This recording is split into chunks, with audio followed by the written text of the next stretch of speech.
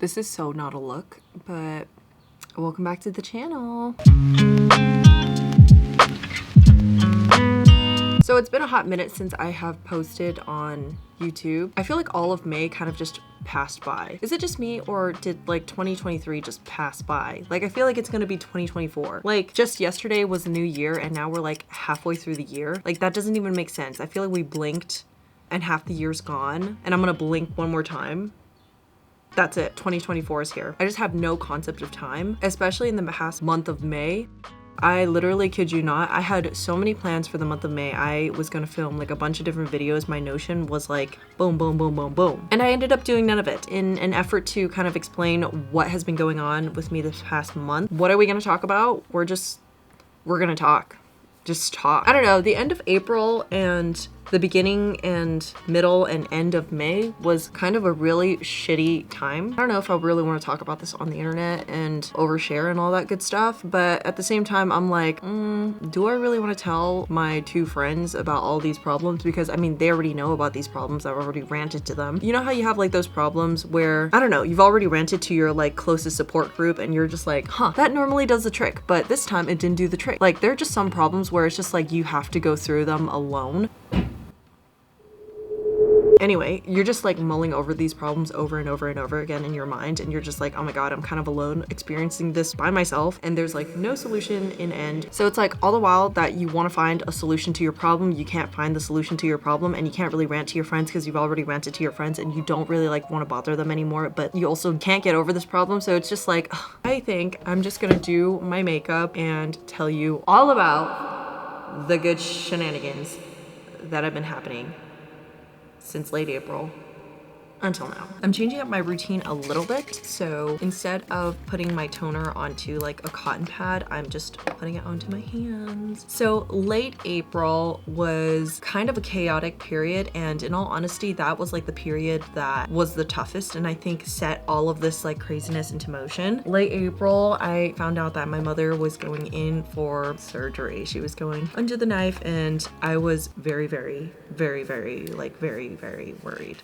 Now, I've always been like this anxious person to begin with. In 4th grade, I used to like cry when I didn't know how to do like a math problem on my homework because I thought I was gonna die and my world was gonna implode if I didn't know how to do this math problem. So I'm really good at solving problems. Outwardly, I seem okay, but inwardly, it's just kind of like chaotic. I'm also using this lawn comb. This is what keeps my skin looking really good. Chaos.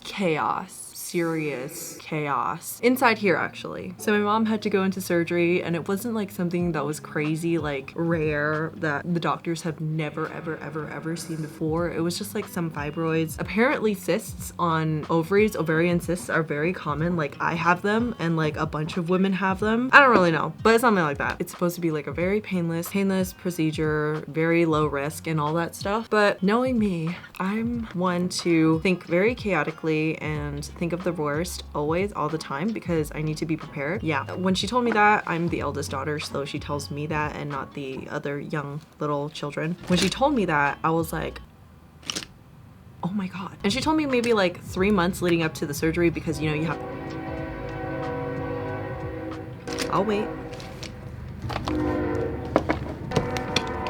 Okay, so my mom told me about like 3 months before the actual surgery, because you know, you gotta be prepared, and in America you have to like book a surgery 3 months in advance, otherwise you won't get it because healthcare is fucked up in America. But that's a whole other rant for a whole other time. Like a couple weeks before the actual surgery, I'm just like, anxiety just floods all over me. I'm thinking the worst. I'm like, oh my god, I'm gonna have to prepare to be the provider for my 3 younger sisters and my father, and I'm like, how am I gonna do that? I can barely take care of myself. Like, just thinking of the worst things. And in all honesty, like, you should never think of the worst things, but also you should consider the worst things, because you know, you don't want to always be like the person who's like optimistic to the point where it's like idealistic. You want to be optimistic to the point where it's like realistic, but you also want to be realistically pessimistic. So I don't know, a balance of those two. I don't even know what that means. In all honesty, don't take advice from me because I'm not a licensed anything. Whenever I think of the worst, whenever I have like panic or anxiety, I cannot sleep. With me, with anxiety, I do the opposite. I just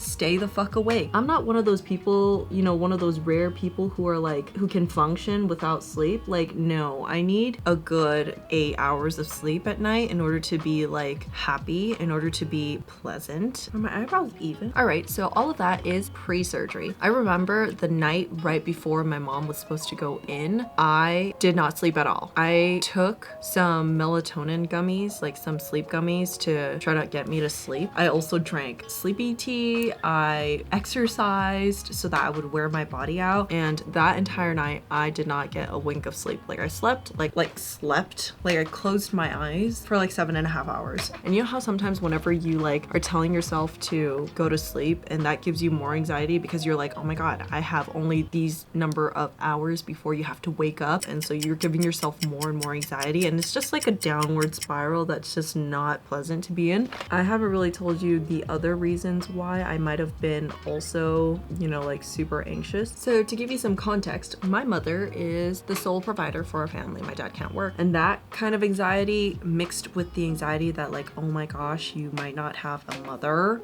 scared the shit out of me. And so the whole plan was I was supposed to take over. I had to make sure that the family finances were in order. I had to make sure to manage the small business that my mom was managing. All the while I had to take care of the students that I was tutoring, and May is the month of final exams, so that was stressing me out. I also had to make sure that I had like a couple weeks worth of YouTube content because I was like, I'm not going to be able to have time to edit all that stuff. And so I had all of this stuff that I had to do leading up to my mother's surgery, and the night right before my mother's surgery, I like could not sleep. So I was already running on low. The next day I had to make sure that I was able to take care of my mom's small business stuff. So you can imagine how delirious I was. Spoiler alert, just so that you're not freaking out like I was, my mom's cool. Like she's good. Surgery was fine, no complications and all that stuff, but oh boy, was it a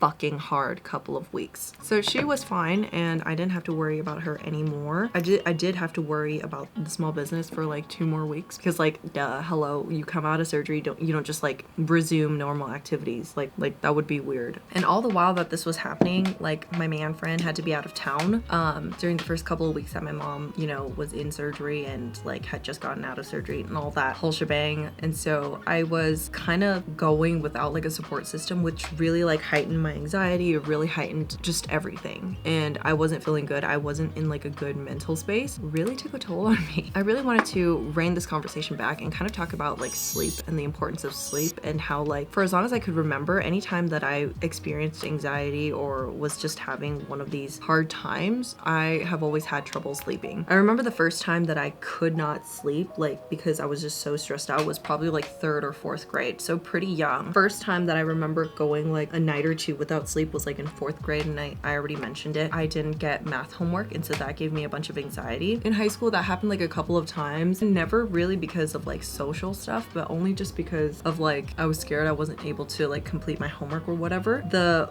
wildest time that I experienced it, this was like back in like 2019 when I had just moved to USC. I did like a research internship at USC before I attended UCLA. I remember for like a week during my internship, I did not get like a wink of sleep. I would go to my internship, which started at 9. We would work, finish up at 5. And then at 5, I would go to the house that I was staying at. I would work out until, I don't know, like 6:30 or something. And then 6:30 until like 9 p.m., 9 or 10 p.m., I would just do research. And I would just lie there in bed, unable to sleep. And that would continue for about 6 to 7 days. I just wasn't able to sleep. I would go to work, go home, go to the gym, wear myself out, and then just stay awake. I don't know if you've ever experienced a week of no sleep, but you feel kind of delirious, kind of like out of body. It's for those of you who don't really know what insomnia is, studies have shown that like if you don't know what insomnia is, it's unlikely that you'll get it, but if you do know it, it like increases your chances of getting it because like you know what it is. And so like your heightened awareness of like sleep deprivation like increases your anxiety, which increases your like unlikeliness to fall asleep. And so it's just this downward spiral